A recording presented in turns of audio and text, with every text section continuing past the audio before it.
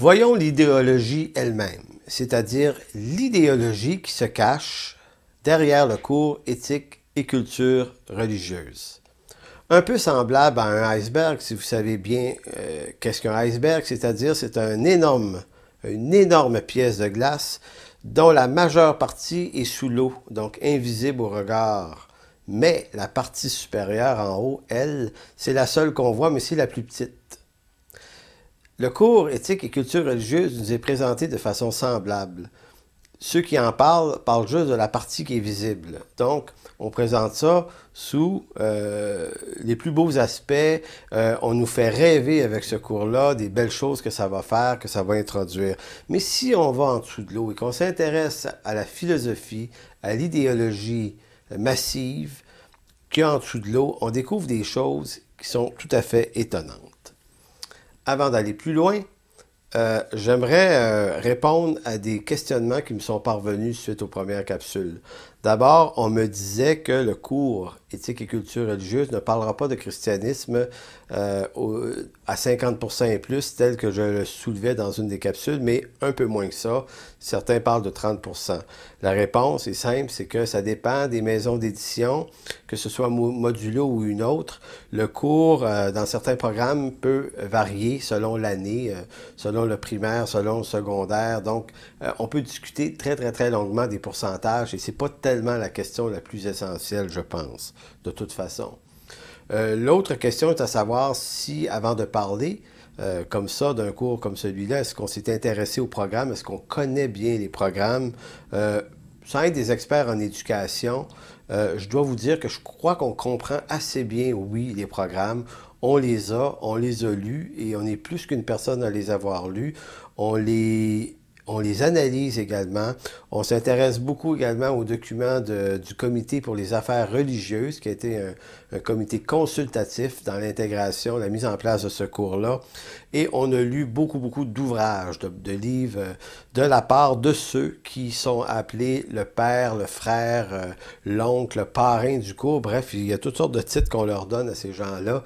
Donc, on a lu, on a fait nos devoirs et on va continuer de les faire du mieux possible. Cela dit, il se peut que des erreurs se glissent quand même, étant pas des experts en éducation, on le reconnaît. Également, j'aimerais m'excuser à Mme André Waters, la chanteuse québécoise, que j'ai nommée par accident, alors que je voulais plutôt parler de M. Denis Waters. Alors, c'est pas de André Waters, mais bien de Denis Waters dont il s'agit. Maintenant, revenons à un élément sur l'idéologie elle-même. M. Fernand Ouellette va parler d'un identitaire trop massif, dans lequel il faut introduire la dissonance. Cette phrase-là a frappé l'imagination de plusieurs personnes à venir jusqu'à maintenant, parce que ça, c'est la partie sous l'eau du fameux iceberg, de l'idéologie de ce cours-là. C'est ce que les professeurs ne vous diront pas, parce que les professeurs, ce ne sont pas eux qui ont fait ce cours-là. Et d'ailleurs, les profs eux-mêmes ont perdu leur droit de conscience par l'article 20 qu'ils n'ont plus. Ils sont obligés de le donner. Maintenant, M. Ouellette, lui, nous dit que l'identitaire québécois, donc l'identitaire, c'est l'appartenance à un groupe, à une communauté spécifique, là. L'identitaire religieux au Québec a besoin d'être brisé, d'être cassé. Il est trop massif, il est trop dur, trop lourd, trop pesant, il prend trop d'espace selon lui. Et pour y arriver, ce que M. Ouellette ne nous dit pas, parce que ça, jamais il en parle, c'est qu'on va modifier beaucoup de lois pour forcer les Québécois, en fait les enfants québécois, à suivre ce cours dans lequel l'identitaire, jugé trop massif, va être brisé. C'est quand même tout à fait étonnant. On va introduire une nouvelle loi également, l'article 36, selon lequel l'école va devoir s'occuper du cheminement spirituel des enfants du Québec. Comprenez-vous que l'absurdité dans tout ça, c'est qu'en 87 et en 2000, on procédait à la déconfessionnalisation du système scolaire, phénomène avec lequel on n'était pas tout à fait en désaccord, étant donné la réalité nouvelle du Québec, évidemment. Mais là, on nous revient avec un cours de religion fabriqué par l'État et ses penseurs. On nous oblige à le prendre, on oblige les professeurs à le donner également. Et ce cours-là introduit l'idée du cheminement religieux dirigé par l'État. Ça s'appelle, dans beaucoup de pays du monde, et au 20e siècle, on appelle ça de la propagande. Maintenant, certains vont dire, oui, mais c'est pas un petit peu fort comme argument. Eh bien, si vous suivez le déroulement des capsules qu'on vous donne, vous allez comprendre de plus en plus pourquoi il s'agit réellement de propagande. La question de l'identitaire religieux des Québécois est-elle vraiment trop massive? C'est la question qu'on pourrait se poser. Est-ce que M. Ouellet a raison de penser que cet identitaire-là est subversif et doit être brisé? Moi, je pense que c'est pas tout à fait la bonne question. La vraie meilleure question serait de quel droit et par quelle légitimité, plutôt, M. Ouellet, M. Leroux et leurs amis philosophes peuvent-ils s'imposer à toutes les familles du Québec de leur donner, en fait, de ne plus leur donner le choix de suivre un cours de religion. Vous savez, le cours éthique et culture religieuse, c'est quelque chose avec son contenu. C'est déjà en soi quelque chose qui nous dérange. Mais l'autre aspect, c'est qu'on nous l'enfonce dans la gorge sans droit à l'exemption.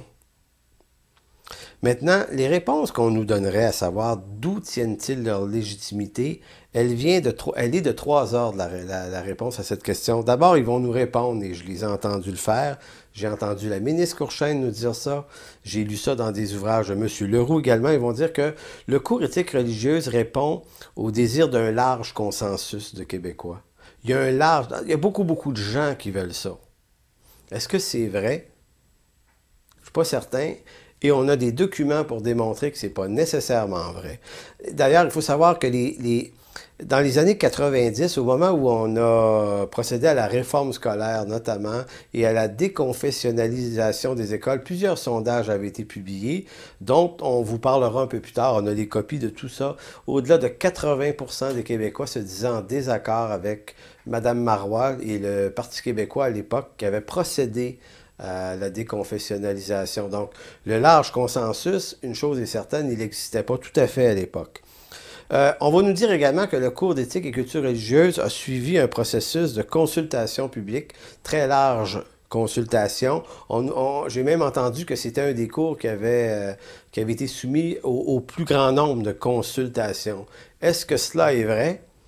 Je vais vous en parler aussi de ça parce que les consultations en question, on les connaît, on sait exactement de qui, quand et qu'est-ce qui leur a été posé comme question.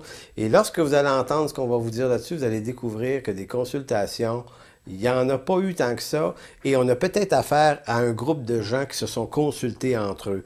Beaucoup de politiciens là-dedans, beaucoup de théologiens libéraux, beaucoup de philosophes et beaucoup de toutes sortes de personnes très à gauche dans le spectre politique québécois. Donc, le consensus, oui, s'il y en a eu un, c'est fait, ou si les consultations ont eu lieu entre eux, certainement. Et le dernier point, c'est qu'on disait que ça répondait à un désir des Québécois. Ça m'a fait sursauter. Non seulement les Québécois n'ont jamais vraiment désiré ce cours-là, mais la plupart, en septembre dernier, n'étaient même pas au courant que le cours débutait. Il y avait juste encore là les politiciens, les partis politiques et quelques philosophes. Le milieu de l'éducation, évidemment, était au courant, mais il n'y a pas eu beaucoup de communication.